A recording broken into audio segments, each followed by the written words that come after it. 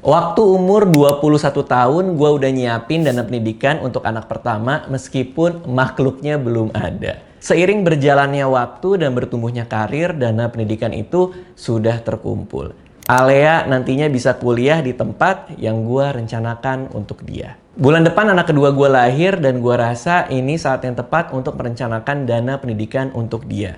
Di video kali ini gue akan memperlihatkan proses gue berhitung dan mempersiapkan dana tersebut. Angka yang akan gue kasih lihat mungkin terlihat besar untuk kebanyakan orang, tapi percayalah video ini bukan untuk pamer.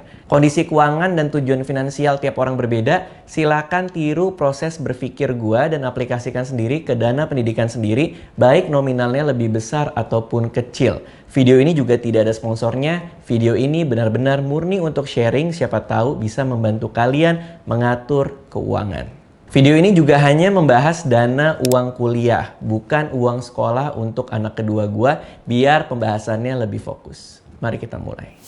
Pertama-tama untuk merencanakan dana kuliah, gua bayangin dulu anak gua akan kuliah di mana. Gua sih berharap nantinya dia bisa kuliah di Perth, Australia, tepatnya di University of Western Australia. Selanjutnya gue cari biaya yang dibutuhkan. Untuk kuliah di Australia, anak butuh foundation course, yaitu kelas persiapan masuk kuliah. Gue ambil mediannya di angka 27.000 dolar Australia atau dalam rupiah kira-kira 287 juta. Dalam biaya ini gue masukin juga komponen biaya pre-departure, kayak visa, IELTS, dan lainnya. Oh ya, by the way, rate dari dolar Australia ke rupiah gue langsung convert via Google. Jadi pasti ada perbedaan sedikit-sedikit tiap kali gue konversi, tapi nggak signifikan. Untuk undergraduate bachelor degree, yaitu S1 di Australia, butuh 37.300 dolar Australia per tahun. Untuk 3 tahun berarti butuh 111.900 dolar Australia, setara dengan 1,192 miliar rupiah. Data ini gue ambil dari dokumen Public Mutual, linknya ada di deskripsi. Maka total untuk biaya pendidikan di Australia kira-kira sekitar 1,480 miliar rupiah. Selanjutnya gue cari tahu biaya hidup selama di Australia. Rata-rata biaya hidup per bulan adalah 1.753 dolar Australia. Untuk 4 tahun hidup di sana dalam rupiah berarti menjadi kira-kira 898 juta rupiah. Ini artinya total untuk pendidikan dan hidup sampai lulus di Australia selama 4 tahun butuh biaya sebesar 2,378 miliar rupiah. Uang tersebut adalah jumlah yang gue butuhkan kalau anak gue sekarang saat ini juga mau kuliah di Australia selama 4 tahun. Tapi kan anak gue baru ke sana ketika umurnya 18 tahun dan karena ada hal menyebalkan bernama inflasi pasti nantinya lebih mahal. Jadi mari sekarang kita hitung future value-nya, yaitu biaya yang kita butuhkan di masa depan dengan mempertimbangkan inflasi. Dari data yang gue peroleh, tingkat inflasi di Australia per tahun itu 1,6%. Ini artinya harga barang-barang di Australia bertambah 1,6% setahun.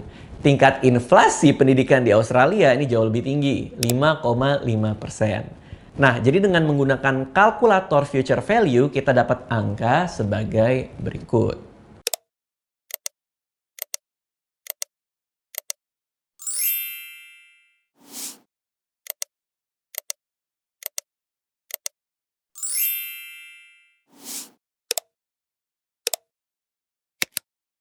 Jadi, supaya anak gue bisa kuliah di University of Western Australia selama 4 tahun ketika dia umur 18 tahun, maka gue butuh uang sebesar 7,4 miliar rupiah. Gede banget ya.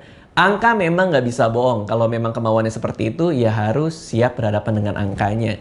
Di angka tersebut juga gue belum masukin secara detail, kayak misalnya uang buku atau uang tiket pulang pergi ketika liburan dan lain-lain. Jadi itu masih gambaran soal total yang dibutuhkan. Oke, gua udah dapat angkanya. Sekarang cara mencapainya. Sejauh ini gua udah punya data sebagai berikut. Tujuan keuangan uang kuliah anak kedua. Dana yang dibutuhkan 7,4 miliar rupiah. Waktu butuhnya 18 tahun lagi. Selanjutnya adalah memilih instrumen investasi apa yang cocok untuk mencapai tujuan tersebut. Paling cocok buat gua untuk horizon waktu sepanjang itu ya, selama itu adalah saham. Saham itu memang kalau dalam jangka pendek naik turunnya tuh sangat drastis. Tapi untuk jangka panjang gue percaya rata-ratanya pasti akan naik. Nah karena gue mager, pengen invest rutin, dan ingin semua resikonya langsung terdiversifikasi, yaitu langsung nyebar semua resikonya di saham, instrumen yang gue pilih adalah reksadana saham yang indeks dengan biaya rendah. Ekspektasi return per tahunnya adalah 13%. Nah ini cocok banget karena saat ini juga kondisi pasar saham kita lagi turun banget. Jadi cocok kalau gue mau mulai sekarang dan gue punya ekspektasi secara rata-rata dia akan naik 13% selama 18 tahun.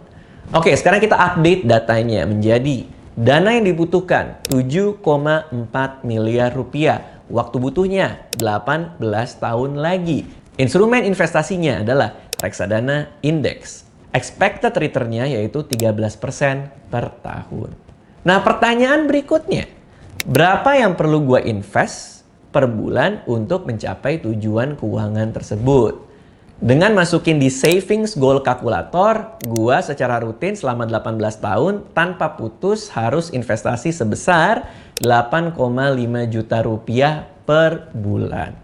Bandingkan kalau tanpa investasi dan cuma nabung biasa, kita taruh di bank bunganya 1,5%, gue butuh nabung 29,8 juta rupiah per bulan selama 18 tahun. Jauh banget. Jadi memang instrumen investasi kita akan membantu mendapatkan tujuan finansial kita. Jadi kita dengan uang kita yang kita punya akan dibantu dengan semua interest rate yang kita dapat dari instrumen investasi kita.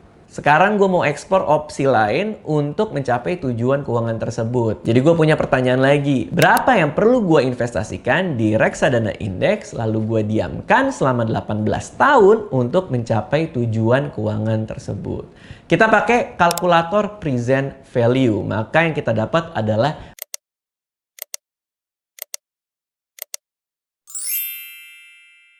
820 juta rupiah.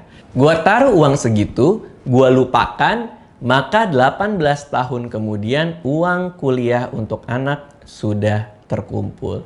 Jadi dengan taruh uang segitu, semua interest rate-nya akan menggulung-menggulung, istilahnya compound interest ya. Dia akan menggulung dan akhirnya tujuan keuangannya tercapai. Dari 820 juta menjadi 7,4 miliar. Ditaruh, diemin aja. Jadi mari kita menjawab pertanyaan utama dari video ini. Bagaimana cara merencanakan uang kuliah supaya anak bisa kuliah di Australia ketika dia berumur 18 tahun? Buat gua jawabannya ada 3. A. Investasi rutin 8,5 juta rupiah per bulan. B. Investasi 820 juta rupiah saat ini juga, lalu diamkan.